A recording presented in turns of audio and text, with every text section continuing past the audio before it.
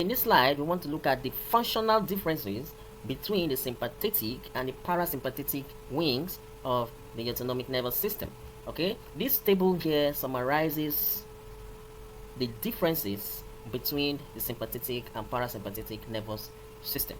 Okay, now for the sympathetic nervous system, origin is the thoracolumbar outflow. I said that before. Dozo also means thoracolumbar.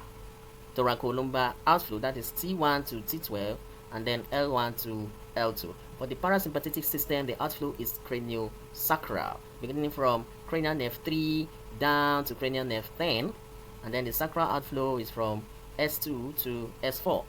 We highlighted all of that in the previous slide. The distribution here is wide. It supplies almost every part of the body. Here, the distribution is mostly limited to the head, the neck, and the trunk. Alright, good. Now, the ganglia is actually far away from the effector organ. Okay, ganglia for the sympathetic wing of the ANS is actually far away from the effector organ.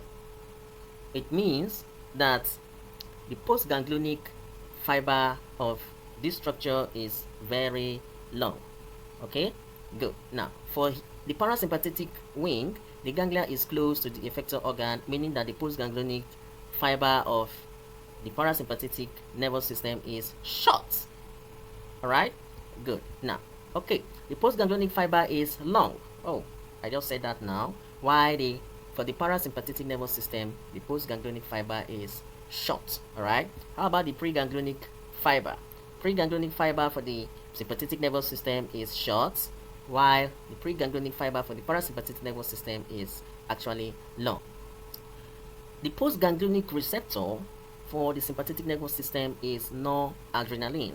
What are these receptors? They are the alpha and the beta receptors. While the preganglionic receptor uses acetylcholine as the transmitter, alright? Whereas for the parasympathetic wing of the autonomic nervous system, both preganglionic and postganglionic receptors uses acetylcholine as their neurotransmitter agents. Alright, stability of transmitter. Noradrenaline is more stable, alright, than acetylcholine. Acetylcholine is rapidly destroyed by acetylcholinesterase enzyme. Alright, the function of the sympathetic nervous system is actually to tackle stress and emergencies. The sympathetic nervous system also plays a vital role in the fight and flight reactions. Alright, so whenever you come across emergencies, this system is actually activated in the body, which would actually make you to withstand that emergency or flee. Alright, good. Now, for the parasympathetic wing of the autonomic nervous system, their main function is to conserve energy. Alright, they are involved in the digestion and storage of food and energy. The sympathetic nervous system are involved in mobilization of food from their stores into the blood to help you manage emergencies. These are major structural differences between the sympathetic nervous system and the parasympathetic nervous system. It's very interesting and very sumptuous. Alright, going forward. In this slide, we want to discuss the differences between the somatic nervous system and the autonomic nervous system. The somatic nervous system actually plays a major role in the control of voluntary muscles. Alright, so they supply majorly skeletal muscle. Now, for the autonomic nervous system, their major supply is the internal organs, involuntary actions. Alright, this structure here shows you the sympathetic nervous system and the autonomic nervous system. It tells you everything about these two systems. Alright, the somatic nervous system controls voluntary movements. They supply the skeletal muscles, whereas the autonomic nervous system controls involuntary movements. Alright, so when you swallow your food, that food is actually moving from the gullet, the esophagus, down to the stomach, and then after digestion it moves to the intestines, and the food is actually moving. You are not the one controlling it, but it is the ANS that is controlling that movement of the food, and that is involuntary movement. Now, in this slide, we'll look at the major differences between the somatic nervous system and the autonomic nervous system. All right, the somatic nervous system controls skeletal muscles, so they are involved in voluntary movements. So the skeletal muscles are their effector organs, whereas the autonomic nervous system controls smooth muscles of internal organs. All right, they are actually involved in the control of involuntary movements. So smooth muscles, cardiac muscles, and glands are the effector organs of the autonomic nervous system. Going forward, the ganglia of the somatic nervous system lies within the CNS, whereas ganglia of the autonomic nervous system lies outside the CNS. Okay, good. There is a ganglia here,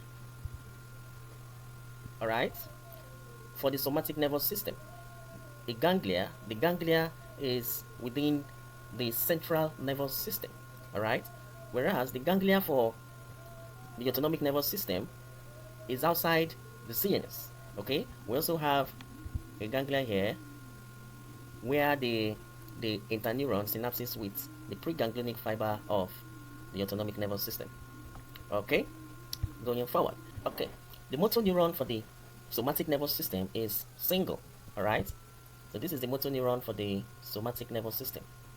It is single and myelinated. All right, whereas the motor neuron for the autonomic nervous system is double. All right, so we have the first motor neuron here of the nerve fiber, which represents the preganglionic neuron, and the second one represents the postganglionic neuron. So the neuron for somatic nervous system is single, while that of the autonomic nervous system is double. All right, fantastic. The neurotransmitter used by the efferent neuron for the somatic nervous system is acetylcholine. All right, good. Whereas for the autonomic nervous system, the neurotransmitters are acetylcholine and noradrenaline or norepinephrine. Okay, remember that the preganglionic fiber of the autonomic nervous system uses acetylcholine as the neurotransmitter, whereas the postganglionic fiber can either use acetylcholine or noradrenaline. Damage to the nerve fiber supplying the skeletal muscle for the somatic nervous system would lead to paralysis and atrophy. That is, the muscles will lose their mass. Okay, so whenever the neurons of the somatic nervous system are damaged or injured, it will always lead to paralysis. This is because the skeletal muscles are entirely dependent on nerve supply. All right, good. Whereas damage to the neurons supplying smooth muscles, cardiac muscles, and glands does not lead to any paralysis or atrophy. So their activities are still maintained. Remember, I told you earlier in this class that the innervation of the smooth muscles or the heart will not stop it from functioning. All right. So whenever you remove these neurons supplying the smooth muscles, the cardiac muscles, and gland, they will still function. All right. Their actions are still maintained. Okay. Fantastic. Now we shall look at the physiologic actions of the autonomic nervous system. The actions of the sympathetic nervous system and the parasympathetic nervous system are antagonistic to each other. This means that the sympathetic and parasympathetic nervous system have opposite actions on physiological systems. All right. Okay. This diagram here shows you the effects of both the parasympathetic and sympathetic nervous system on some physiological organs. All right, good. Like this is Favors eye, this is Obinna salivary gland, this is organelles heart, this is Fegas lungs, this is Azin's what is this, stomach, this is Chidema's liver, and this is Chiamaka's bladder. All right, so both the parasympathetic and sympathetic nervous system are supplying each of these organs. All right, fantastic. All right, let me show you the effects of these two important wings of the ANS on this table. the effects of the autonomic nervous system are described on these slides. Alright, now we'll look at the structures innervated by the sympathetic and parasympathetic nervous system and their effects on each of these physiological organs, beginning with the eye.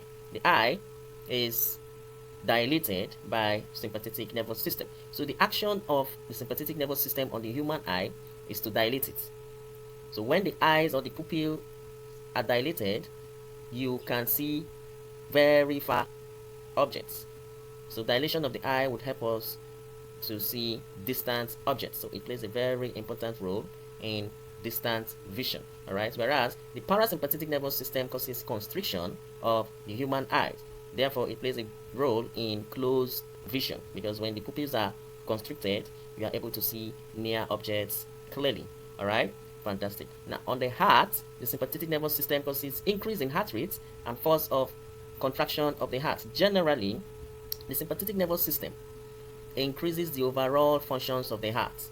The heart rates are increased, BP are increased, cardiac output increased, the contractility of the heart are increased by the sympathetic nervous system, whereas the parasympathetic nervous system decreases the whole cardiac functions, that is heart rate, BP, contraction of the heart. They are all decreased by the parasympathetic nervous system. On the lungs, the sympathetic nervous system causes dilation, that is bronchial dilation.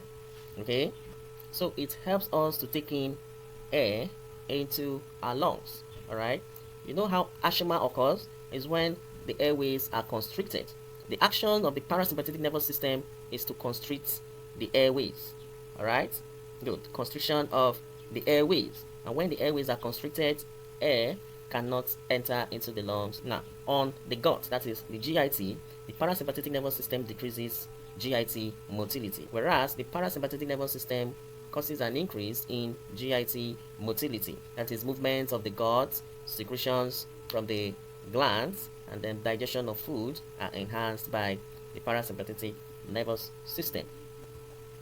On the GIT sphincters, the sympathetic nervous system causes constriction of the GIT sphincters. So all sphincters are tunically constricted by the sympathetic nervous system, and when this happens, it means that motility is impaired. All right, whereas the parasympathetic nervous system causes relaxation of the GIT sphincters. All right, good. On the bladder, the sympathetic nervous system causes relaxation of the human bladder, especially the detrusor muscles. The detrusor muscles are the smooth muscles found in the human bladder. So the sympathetic nervous system causes relaxation, while parasympathetic nervous system causes contraction of the bladder.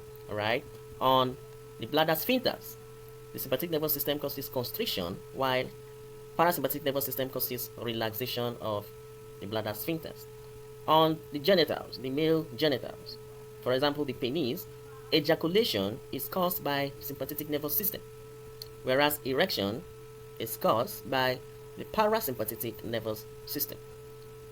Now, when this parasympathetic nervous system acts on the human penis, all right, it relaxes the blood vessels in the penis.